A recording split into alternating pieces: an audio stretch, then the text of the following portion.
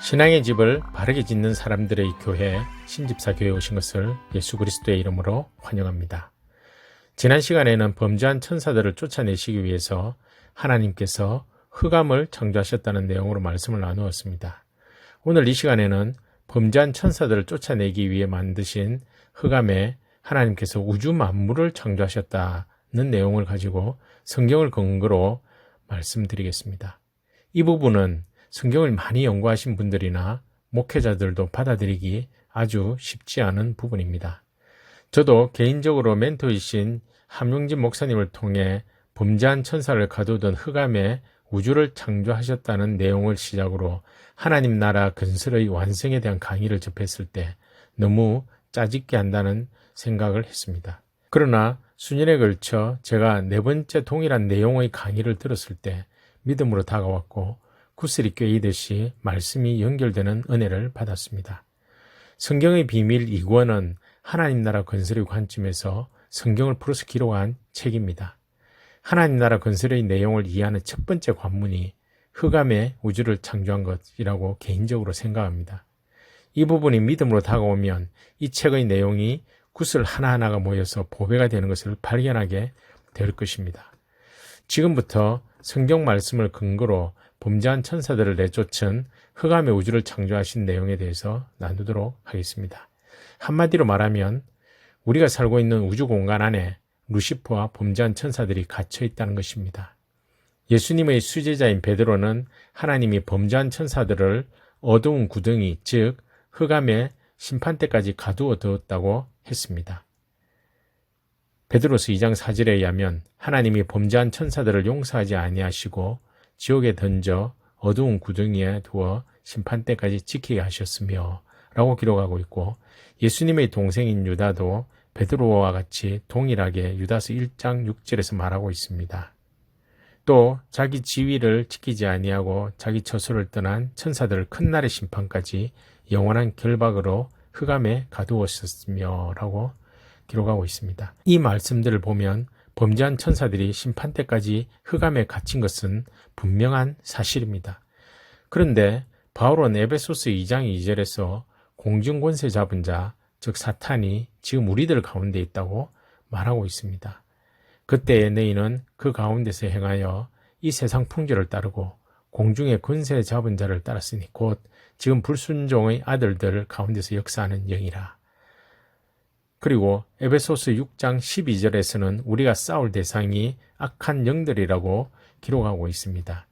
우리의 씨름은 혈과 육을 상대하는 것이 아니요 통치자들과 권세들과 이 어둠의 세상 주관자들과 하늘에 있는 악의 영들을 상대함이라 라고 기록하고 있습니다.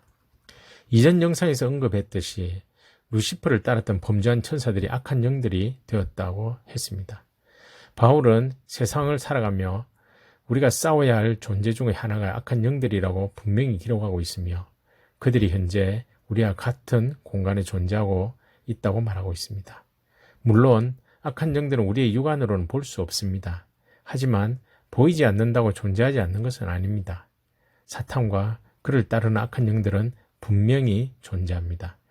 그렇다면 사탄과 범죄한 천사들은 흑암에 갇혀 있고 지금 이 세상의 사람들과 공존하고 있다면 이 세상도 흑암 속에 있는 것이고 우리는 우주 속에 있는 것이기에 흑암 속에 우주 만물을 창조하신 것으로 해석이 됩니다. 개인적으로 성경을 잘 이해하지 못했을 때는 분명히 하나님께서 범죄한 천사들을 흑암이라는 곳에 가두어뒀다고 했는데 왜 이 세상에 사탄과 악한 영들이 사람들을 죄짓게 만들고 악을 행하게 할까에 대한 고민을 많이 했었습니다. 그러나 흑암 속에 이 세상, 즉 지구가 있다는 것을 접목시키는 순간 이 말씀이 깨달아졌습니다. 물질계인 우주에 대해서 생각해 보려고 합니다. 우주는 끝이 없는 것이 아니라 끝이 있다고 봐야 성경적이라고 생각합니다. 실제로 우주를 연구하는 과학자들의 주장은 세 가지 정도로 요약됩니다. 첫 번째, 우주가 계속해서 수축 중이라고 주장하는 견해. 두 번째는 우주가 계속해서 팽창하고 있다는 견해. 세 번째는 팽창도 수축도 하지 않는 정지 상태로 우주가 존재하고 있다는 견해입니다. 수축이든 평창이든 정지 상태이든지 결론은 우주의 끝은 있다는 의미가 됩니다.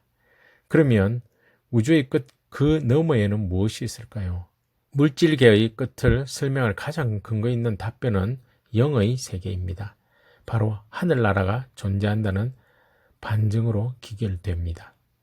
하나님은 흑암이라는 공간에 우주 만물을 창조하시기 시작합니다. 첫째 날의 상태는 형체도 없고 비어 있었고 아무것도 보이지 않는 어두움 그 자체였습니다. 창세기 1장 2절에 의하면 땅이 혼돈하고 공허하며 흑암이 깊음 위에 있고 하나님의 영은 수면 위에 운행하시니라 라고 기록하고 있습니다. 하나님은 첫째 날 빛을 창조하셨습니다. 빛을 창조하기 이전에 흑암이 있었고 지구는 물로 덮여 있었고 물이 뒤죽박죽으로 있었습니다. 빛을 창조하시고 빛과 어둠을 나누셨습니다. 그리고 6일에 걸쳐서 우주의 모든 만물을 창조하시고 7일째 쉬셨습니다. 특이한 점은 하나님의 생명체를 많이 창조하셨습니다. 그러나 마지막 창조물인 사람을 창조하실 때 처음에는 남자만 창조하셨습니다. 다른 생명 있는 피조물은 종류와 개체수를 엄청나게 많이 창조하신 것과 달리 사람은 유일하게 남자 하나만 창조하셨습니다. 삼일체 하나님은 하나님의 형상대로 남자를 창조하시고 그 코에 생명의 기운을 불어넣으셔서 하나님과 소통할 수 있는 영이 머물 수 있는 존재로 만드셨습니다. 그리고 남자인 아담의 갈비뼈를 이용해서 여자를 창조하셨습니다. 하나님은 하나님의 형상을 닮은 사람에게 우주 만물을 다스리는 권세를 주셨습니다. 생육하고 번성하고 땅에 충만하여 땅을 정복하고 모든 생물을 다스리라고 명령하셨습니다. 창세기 1장 28절에 의하면 하나님이 그들에게 복을 주시며 하나님이 그들에게 이르시되 생육하고 번성하여 땅에 충만하여라. 땅을 정복하여라. 바다의 고기와 공중의 새와 땅 위에서 살아 움직이는 모든 생물을 다스려라 라고 기록하고 있습니다. 하나님은 사람을 다른 생물들처럼 많은 수로 창조하지 않으시고 남자 그리고 여자 둘을 만드시고 이들의 부부관계를 통해서 사람이 태어나게 하셔서 번성하게 하셨습니다. 정리하겠습니다. 하나님은 범죄한 천사들을 거룩한 하늘나라에 같이 살게 할 수 없었기에 그들을 심판 때까지 가두어둘 특별한 장소인 흑암을 창조하셔서 범죄한 천사들을 가두어 두셨습니다. 그리고 그 흑암 속에 우주 만물을 창조하셨습니다. 하나님은 6일에 걸쳐서 우주 만물을 창조하시고 7일째 쉬셨으며 생명체를 종류에 따라 셀 수 없이 많이 창조하시고 번식해서 번성하게 하셨지만 사람만은 아담과 하와를 통해서 번성하게 하시고 우주 만물을 다스릴 권세를 주셨습니다.